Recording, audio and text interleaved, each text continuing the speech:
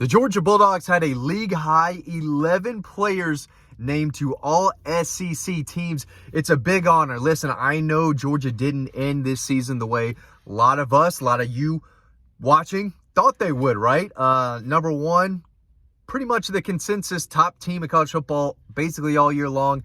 Did not come through in the SEC title game, but this is still a really good season, and there are a lot of players named to this list that I feel are deserving. A lot of them are seniors that are leaving. The 3 first-team all-SEC selections on offense, of course, Brock Bowers, 56 catches, 714 yards, 6 touchdowns this season, one of the best Bulldogs of all time. You have to feel for Brock Bowers after that SEC title game. That guy gave it everything he had. He was not 100%, but this is one of the best Bulldogs of all time. I think he should be remembered for that. Don't know if he's going to play in the Orange Bowl. I mean, would you? I think he wants to. He's that guy. He's that dog. He wants to be out there, and I'm sure he'll try. I don't know if he is, though. If you're Kirby, do you tell Brock Bowers, hey, just rest, dude. Rest, big dog. It's the Orange Bowl. We'll see. Cedric Van Pran, same deal. One of the best centers in college football. First team all-SEC selection, as he should be. This guy is going to play on Sundays. Best center in Georgia football history. We've talked about that before.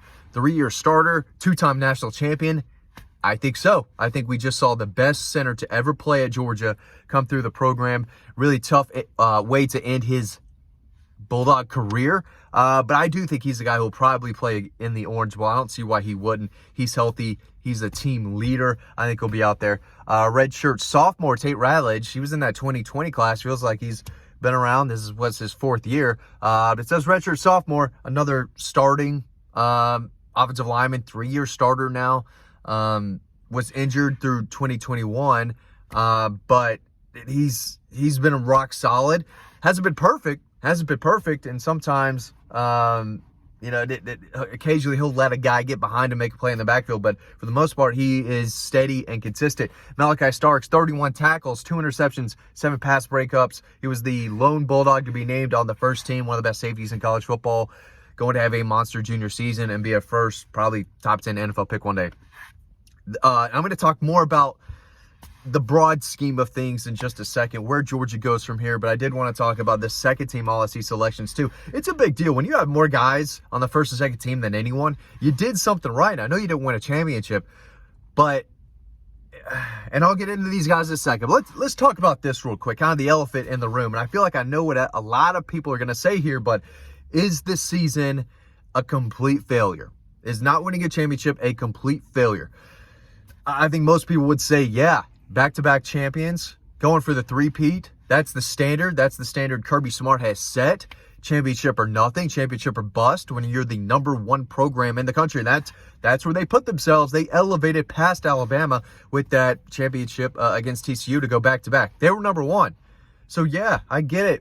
When you don't win it, it's a massive letdown, disappointment, right? But you still crushed Florida. You still crushed Tennessee and Neyland Stadium. There were a lot of big moments coming from behind at Auburn. There were a lot more big moments and memorable moments than there were bad moments. There was one bad moment. It was that game, but that was the biggest stage. That was the biggest stage. That's the game you had to win if you wanted to win another national title, with the way everything was setting up in college football, with several teams being undefeated, with a one-loss Texas deserving also.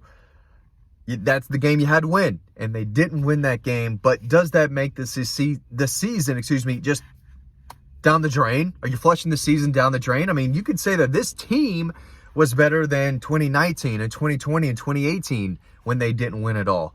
I think the 17 team would probably beat this team, but Carson Beck's better than Jake Fromm, I'll say that, and I still don't know if Jake Fromm would make a whole lot of plays against this defense. I think Georgia's 17 team would be able to run on this 23 defense, but, I mean, the 17 season is not flushed down the drain. They didn't win a national championship there, but they have that massive Rose Bowl. Off topic, kind of, when you do a 10-minute monologue, my brain goes all over the place. But let's talk about these second-team All-SEC selections real quick, and we'll go back and talk about more stuff, because that's what we do. It's still in season. We're still in the season, I guess. Carson Beck, 3,738 yards, 22 touchdowns. Carson Beck was really good this year. He's not the reason they lost to Alabama.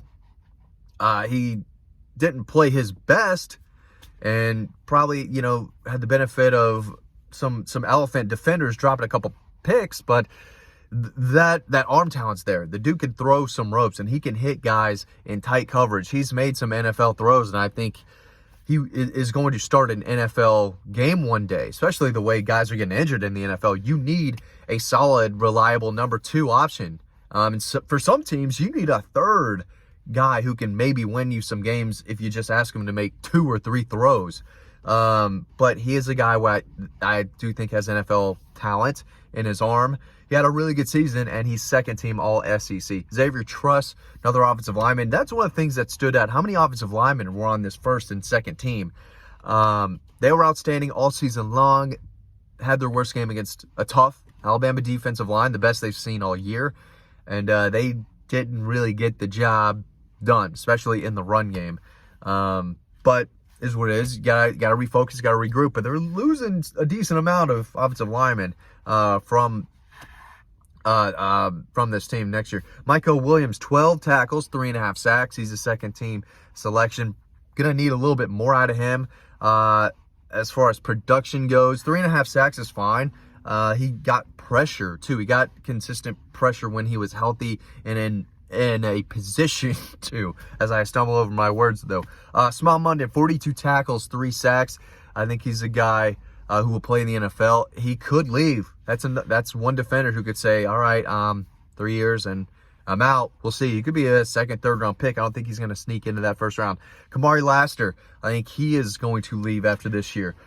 I could be wrong. That kid loves Georgia. It would not shock me to see him come back, but I think it's best for him that he leaves and enters the draft. Tyke, he had 21 tackles, 8 pass breakups. Tyke Smith, another veteran, 44 tackles, 4 interceptions, 2 pass breakups. I guess he could come back, but if him, I think Tyke Smith is getting drafted. He might be another defender that leaves. He might be out of years. He might have one more. I'm not really sure about that, but a lot of selections because this was a really good team. They were the number 1 team in the country 4 days ago. They lost to Alabama by 3 points, and the season's basically over. No one cares about the Orange Bowl. No one cares. We'll see how many Georgia fans get down there, but the weather's nice. And you get a trophy with oranges in it. I guess Tennessee has that same trophy, but a lot of programs that are dying for trophies right now. That is a shiny Orange Bowl trophy that Tennessee has, but it's an Orange Bowl. Georgia's probably going to, if they beat Florida State, which I think they will, I think they should, it's a trophy that's going in the corner of the trophy case in Athens. It's not right up front like it probably is in Knoxville, their first one in a long, long time. Georgia's trophy case is stacked now, and it's a trophy. It's an Orange Bowl. It's, people will remember it, and it's on the Wikipedias, right? And it's a memory going against Florida State, whatever. But that trophy's going in the corner. You could say the national championship was Saturday. Is that a new fun way to talk about things? Alabama could win the national title. I think Georgia's better than Washington. I think they match up in a good way. They're similar to Texas. I think Georgia could beat Texas. Again, it all comes down to which team plays better. A lot of these teams are so even. We've seen a lot of parity in college football. You have to play better that day. You can be better all season long and look better and pass the eye test more than another team does. But if you don't bring it and bring your A game and you don't play up to your level of standard, and Georgia didn't on Saturday, Alabama did, anyone can lose, especially this year. No one is unbeatable. I don't know who's going to win the national championship. I think it could be Alabama. I think if Georgia would have played a little better and not turned the ball over on their side of the field and maybe hit that field goal, and the 4th down call never happens, that's a huge momentum changer. If Georgia beats Alabama, I would have picked them to win the national title.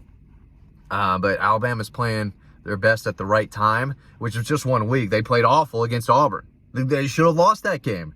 Auburn gave that game to them, and now they're set up to potentially win another national championship. It's crazy.